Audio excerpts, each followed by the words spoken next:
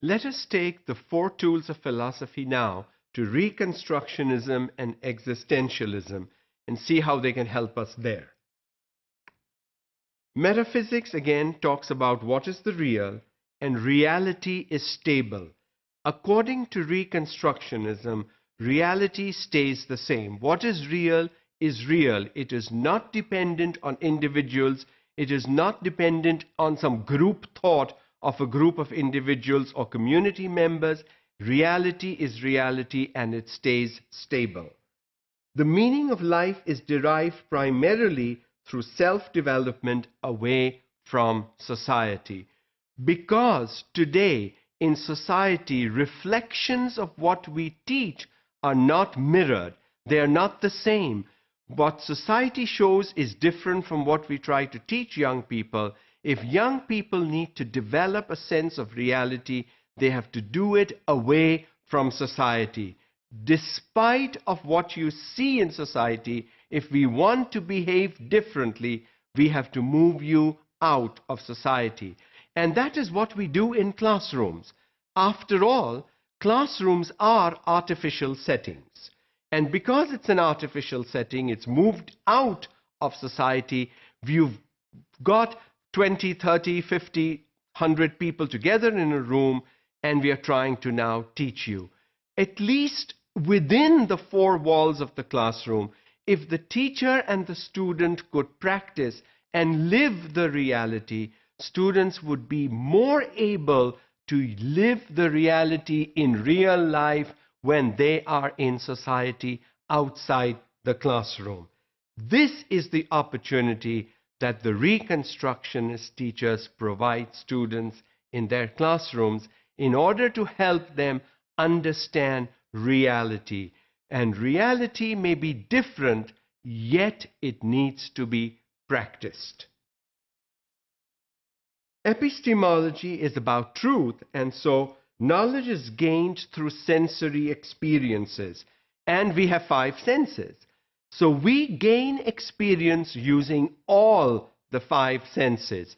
In the classroom, we are limited to the sense of hearing, the sense of seeing, but we don't have touch, we don't have taste, and we don't have feeling. So what do?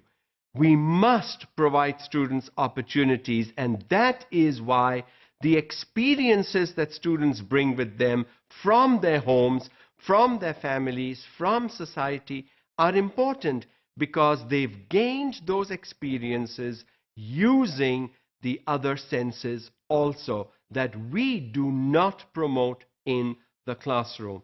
We should.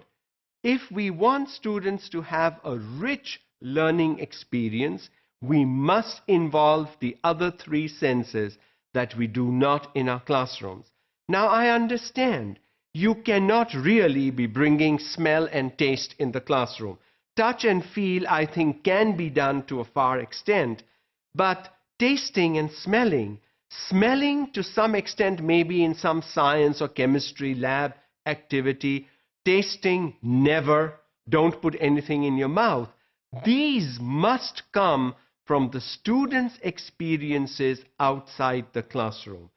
But if we never talk about them, if we never incorporate them in our learning in the classroom, how is the student supposed to understand that the truth comes from all five senses?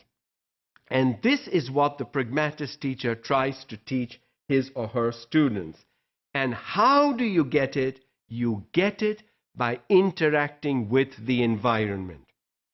And the environment we provide our students really is the home, the family, the community, the society. So, if what students learn outside the classroom is never brought within the classroom, those rich learning experiences are lost, will be lost, and students will not get a rich learning experience based on using all five senses. So the Reconstructionist teacher must be able to use all five senses, partly in the class, partly from outside experiences that the student brings to the classroom. And so the meeting of both experiences and actual learning in the classroom, both should be targeted by these teachers.